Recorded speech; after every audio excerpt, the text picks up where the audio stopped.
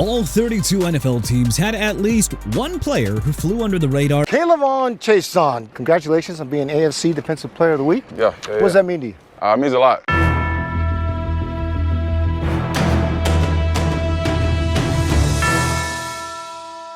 Let's take a deep dive into all 32 NFL teams' biggest hidden gems of the 2025 NFL season.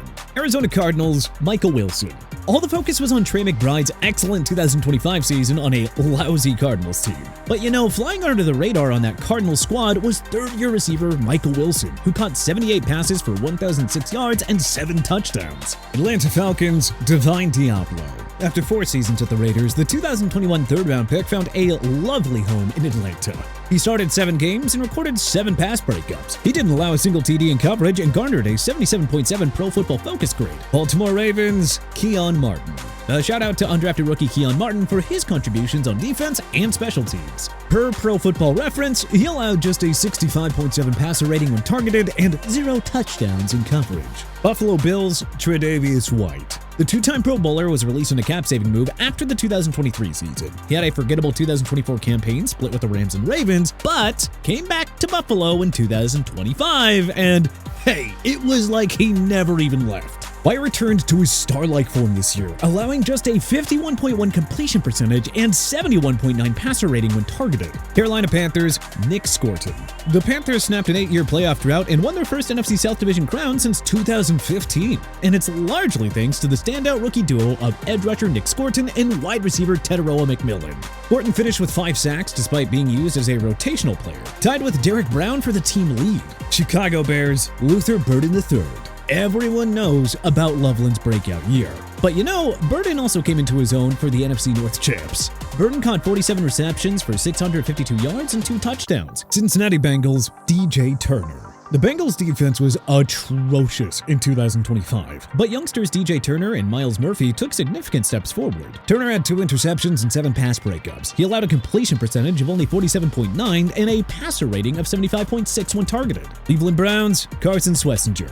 Schlesinger flew under the radar as one of the best linebackers of 2025. He had 2 interceptions, 3 pass breakups, and 2.5 sacks. Yeah, no wonder Myles Garrett broke the single-season sack record. He had Graham and Schlesinger to help him out. Dallas Cowboys, Osa Odigizua. Odigizua finished 9th in ESPN's pass rush win rate among defensive tackles and 8th among run-stop win rate. Now, we wait and see what him and Williams can do for a full season together. Denver Broncos, Troy Franklin. After a mostly quiet rookie season, Franklin and Bo Nix finally regained that chemistry that we watched at Oregon. Franklin came into his own as a dynamic number 2 receiver behind Courtland Sutton, catching 65 passes for 709 yards and 6 touchdowns. Detroit Lions, Al-Quadin Muhammad. The Lions were easily the NFC's most disappointing team this season. But that didn't stop veteran edge rusher Al-Quadin Muhammad from turning in a surprise career year. Muhammad finished with 11 sacks, emerging as the ideal sidekick to Aiden Hutchinson. Green Bay Packers, Zach Tom. Tom has quietly emerged as the glue that holds the Packers' offensive line together. He was excellent in his 4th season, finishing 5th in ESPN's pass block win rate for offensive tackles. Houston Texans, Jalen Petrie. He had 4 interceptions and 12 pass breakups, allowing just a 58.7 passer rating when targeted. Petrie didn't give up a single TD in coverage either. Indianapolis Colts, Tanner Bortolini.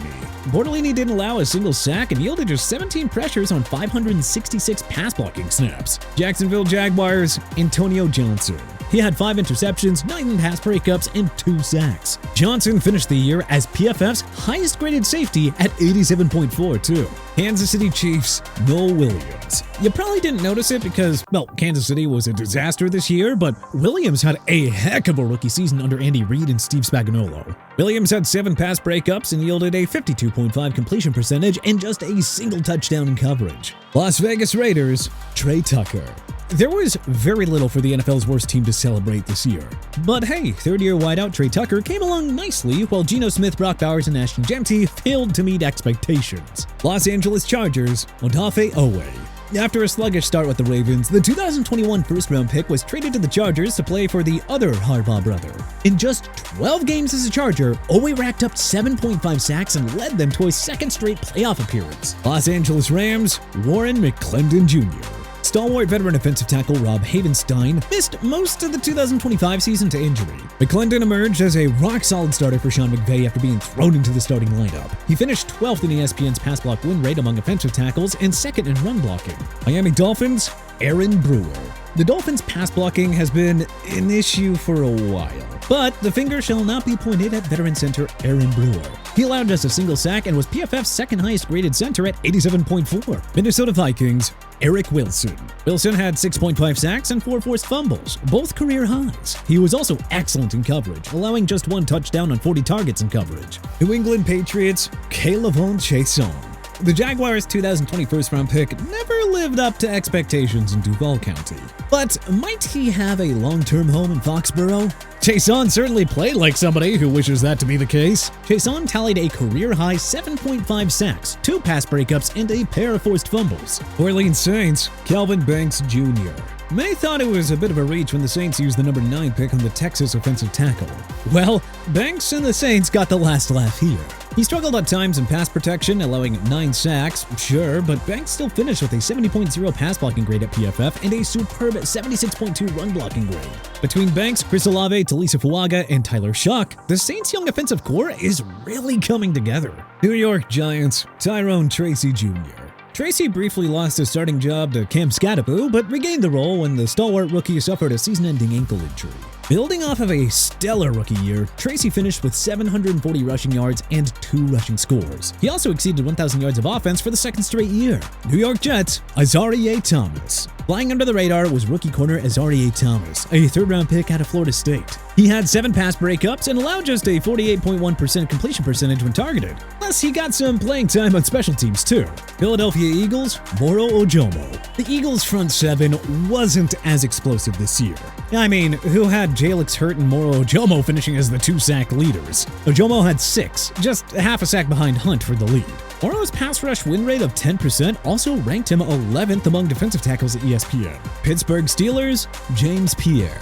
Pierre came out of nowhere in his 6th season to emerge as a legitimate shutdown corner for the Steelers. He was PFF's second highest graded cornerback at 86.7. Pierre also allowed just a 42.9 completion percentage and a hilarious 41.4 passer rating when targeted. San Francisco 49ers, Bryce Huff. Nick Bosa, Fred Warner, and rookie first-round pick Micah Williams combined to play 18 games in 2025.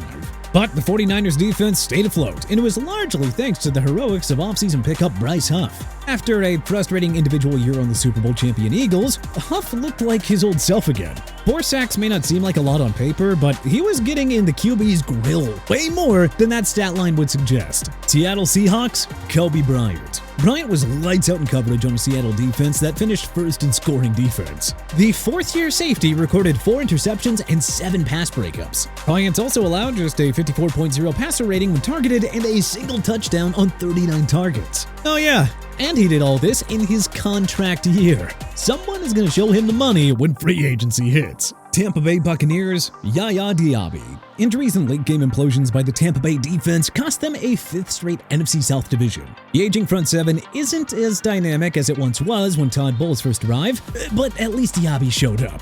Diaby led the Buccaneers with 7 sacks and had ESPN's 4th-best run-stop win rate among defensive tackles at 31%. He and veteran Vita Vea are going to be one heck of a run-stopping wall in 2026 and beyond. Tennessee Titans, Peter Skoronski.